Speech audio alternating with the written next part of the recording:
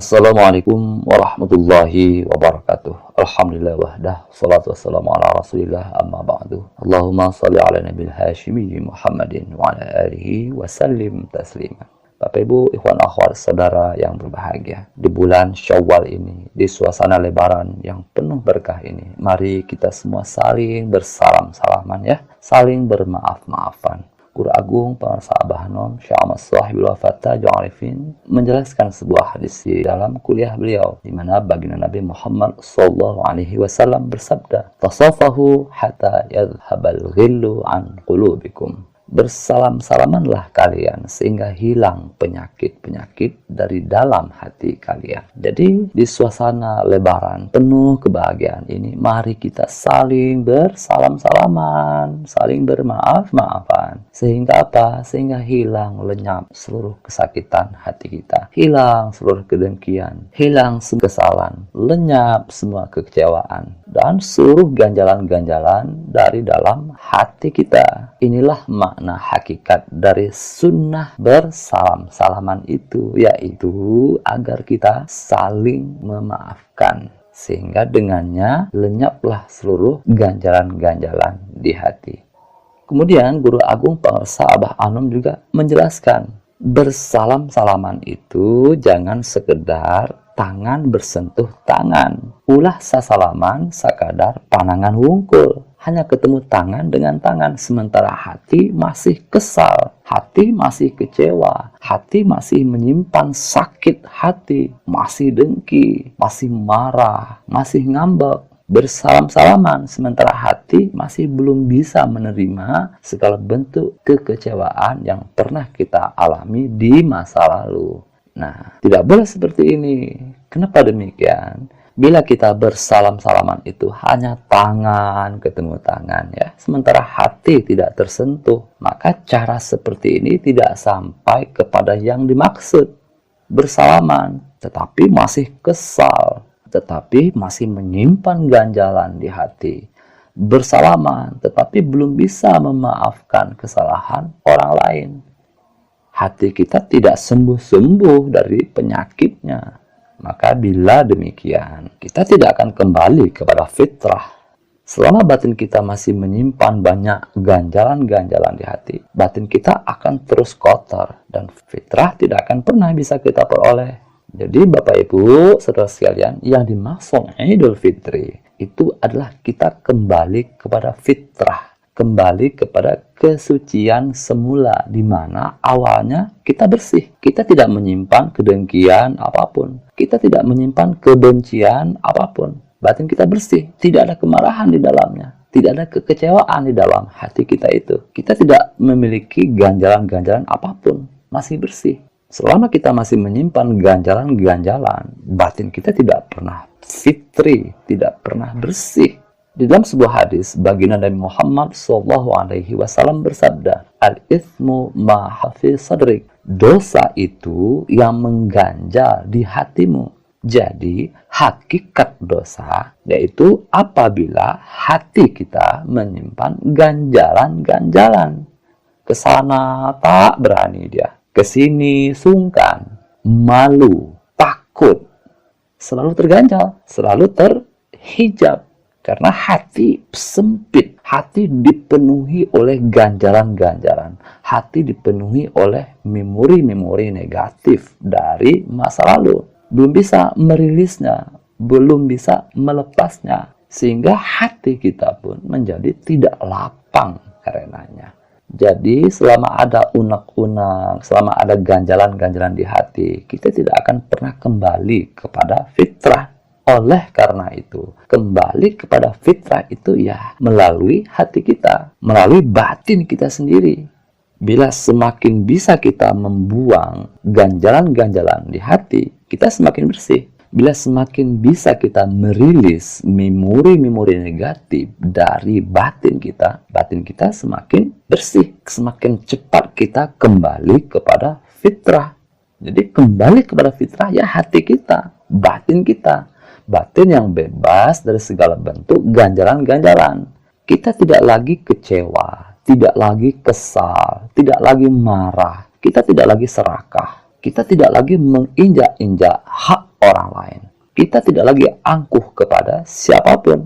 Lalu, kenapa kita harus kembali kepada fitrah? Kenapa kita harus kembali kepada fitrah? Kembali ke kesucian semula. Sebagaimana keadaan kita yang baru lahir, yaitu demi kebahagiaan hidup kita sendiri. Jadi, bila kita membuang dengki, membuang marah, merilis ganjalan dan memori-memori negatif dari hati kita, itu bukan untuk kepentingan orang lain, ya.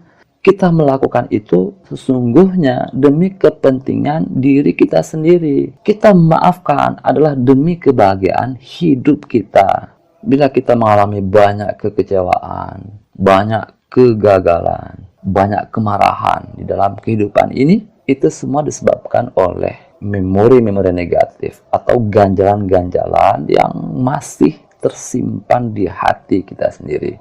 Bila kita merasa hidup ini kok susah, ya, tidak bahagia, banyak hutang, ekonomi susah, usaha gagal melulu, susah jodoh, berjodoh tetapi cekcok melulu sama pasangan, dan penderitaan hidup lainnya, maka semua itu disebabkan oleh ganjalan-ganjalan di hati kita sendiri, ya. Oleh karena itu, bila kita masih memelihara kemarahan, kedengkian, kekecewaan, kebencian, dan lain sebagainya di dalam hati kita, kita sendiri yang rugi, ya. Kita sendiri yang akan menderita, bukan orang lain.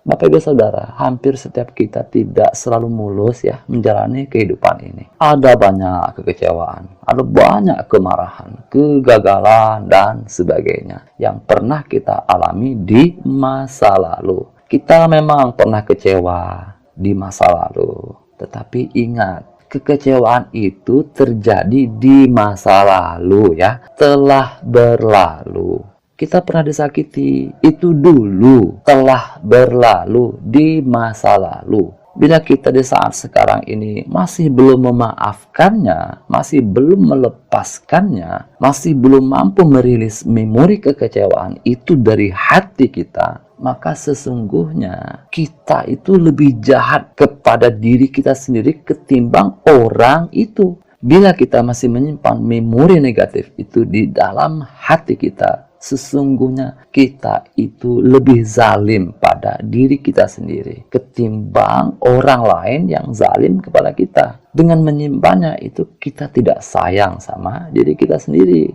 Orang itu hanya menyakiti kita mungkin satu kali saja, itu pun dulu di masa lalu. Tetapi kita dengan menyimpan memori kekecewaan atau kemarahan itu, kita sesungguhnya telah merusak diri kita sendiri dari dalam. Dengan seringnya kita mengenang kejadian yang menyakitkan itu, kita telah berkali-kali berulang-ulang menyakiti diri kita sendiri. Oleh karena itu, bila kita sayang sama diri kita sendiri, buang seluruh memori negatif itu. Bebaskan semua ganjalan di hati, agar kita tidak terus-menerus dikendalikan atau dipengaruhi atau diganggu oleh ganjalan-ganjalan di hati itu tadi. Karena hati kita ini bagaikan raja, ya Bapak Ibu sekalian. Inilah yang kadang-kadang sering tidak kita sadari. Hati adalah raja, dan juga hati itu adalah magnet. Hati sebagai raja, maksudnya bila kita menyimpan banyak memori-memori negatif di hati kita, kita akan dikendalikan atau diarahkan kepada memori negatif apa yang kita simpan di hati kita itu. Kenapa aku kok diarahkan ke tempat kerja seperti ini? Kenapa aku diarahkan ke tengah pergaulan seperti ini? Kita kecewa, kita marah. Ya begitu, karena hati kita adalah raja. Dan bila hati menyimpan memori kecewa dan marah, kita akan terus-menerus diarahkan kepadanya. Demikian juga hati adalah magnet. Bila kita masih menyimpan memori-memori kekecewaan, memori-memori kemarahan di hati bawah sadar kita, kita akan menarik banyak kekecewaan dan kemarahan dari kehidupan ini ke dalam kehidupan kita. Jadi kita yang rugi, kita yang akan menderita disebabkan oleh simpanan-simpanan yang negatif itu, yang masih kita simpan di wadah hati kita yang terdalam. Dengan cara demikian, kita sesungguhnya telah dengan sengaja menyengsarakan diri kita sendiri. Dengan menyimpan memori kekecewaan atau kemarahan itu, kita telah menciptakan kehidupan kita sendiri agar terus-menerus dekat dengan berbagai kekecewaan dan kemarahan yang tersebar banyak di dunia kehidupan ini. Oleh karena itu, bila kita sayang sama diri kita, bila kita ingin bahagia dalam kehidupan ini, lapangkan batin kita dengan cara memaafkan segala kesalahan di masa lalu. Kita rilis seluruh ganjalan, seluruh memori-memori negatif yang masih tersimpan di wadah hati kita yang terdalam. Maka pada kesempatan kali ini juga kami dari keluarga besar Teapot Channel, The Power of Zikir Channel, juga ingin meminta maaf ya kepada Bapak Ibu, ikhwan akhwat, saudara sekalian atas segala bentuk kesalahan, kekurangan, dan khilafan kami selama ini ya. Baik yang disengaja atau tidak disengaja, baik yang disadari atau tidak disadari, baik itu bersifat zahir ataupun bersifat batin.